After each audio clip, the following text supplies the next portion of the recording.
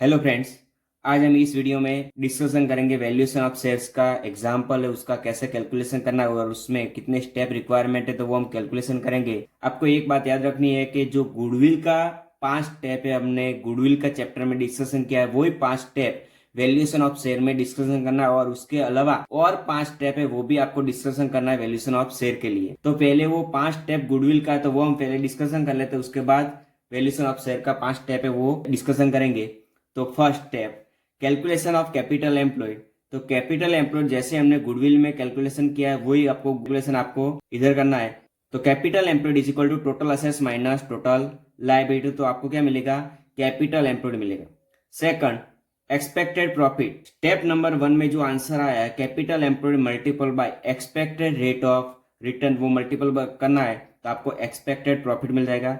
Number 3 average profit for equity share holder. उसमें दो method है, first method is simple average method और second is weighted average method. जो दोनों में से जो भी आंसर आएगा, जो मेथड आपको यूटिलाइज करनी है वो यूटिलाइज करेंगे तो आपको आंसर मिलेगा एवरेज प्रॉफिट। उसमें से प्रेफरेंस एंड डिविडेंड आपको लेस करना है तो average profit for equity share holder आपको मिल जाएगा। नंबर 4 सुपर प्रॉफिट का कैलकुलेशन करना है तो उसमें स्टेप नंबर 3 का जो भी आंसर आया है average profit minus expected profit, it means step number 2। Step number 3 minus step number 2 तो आपको क्या मिलेगा? सुपर प्रॉफिट मिलेगा। और last step of the goodwill, goodwill is equal to super profit multiple by year of purchase, और उसमें second method है super profit divided by expected rate of return multiple by 100। तो ये आपको गुडविल मिल जाएगी। अगर एग्जाम्पल में ओल्ड गुडविल है तो वो आपको कंसीडर नहीं करनी है, आपको न्यू गुडविल फाइंड आउट करनी है for the valuation of shares. अगर एग्जाम्पल में न्यू गुडविल दी है तो आपको ये 5 स्टेप आपको कैलकुलेशन की रिक्वायरमेंट नहीं है, डायरेक्टली आपको 6 स्टेप टू ऑनवर्ड्स आपको कैलकुलेशन करना है वैल्यूएशन ऑफ शेयर के लिए। ये जो आपका 5 स्टेप है तो वो किसके लिए है? गुडविल फाइंड आउट करने के लिए। उसके बाद valuation of share find out करना तो उसका नेक्स्ट स्टेप है 6 step is net assets with goodwill and non trade invest. Friends, हमने जो गुडविल का कैलकुलेशन किया है तो उसमें नॉन ट्रेड इन्वेस्टमेंट हमने एक्सक्लूड किया है तो वो आपको क्या करना है? फिर से स्टेप नंबर 6 में इंक्लूड करना है। और नंबर 5 में जो भी आंसर आया न्यू गुडविल, वो आपको कैपिटल एम्प्लॉयड में प्लस करनी।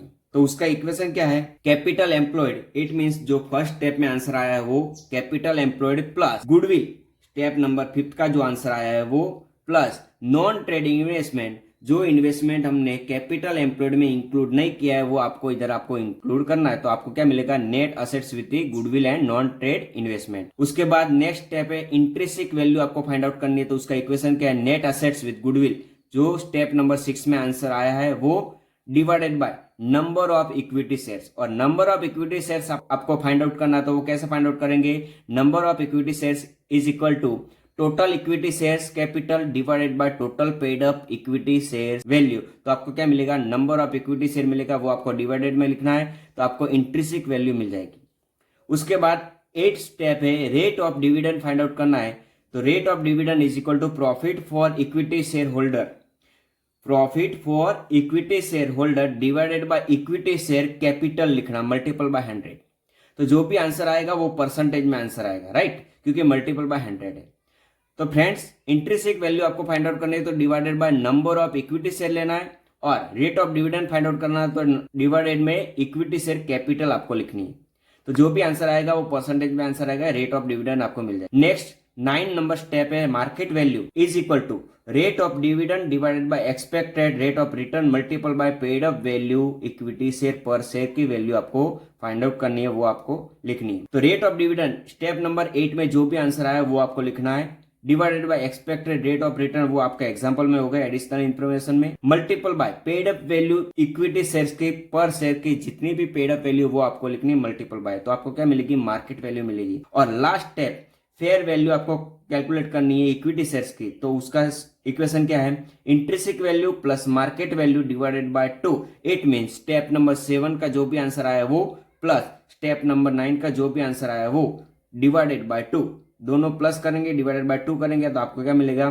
Fair value of the equity shares आपको मिल जाए। तो फ्रेंड्स, ये स्टेप आपको याद रखना है कि जब भी आपको वैल्यूएशन ऑफ शेयर्स का एग्जांपल कैलकुलेशन करना है तो आपको टोटल 10 स्टेप रिक्वायरमेंट है। अगर गुडविल दी है एग्जांपल में, न्यू गुडविल है आपके पास, तो ये 5 स्टेप आपको कैलकुलेशन नहीं करना है, डायरेक्टली आपको 6 स्टेप टू ऑनवर्ड्स आपको कैलकुलेशन करना है, राइट।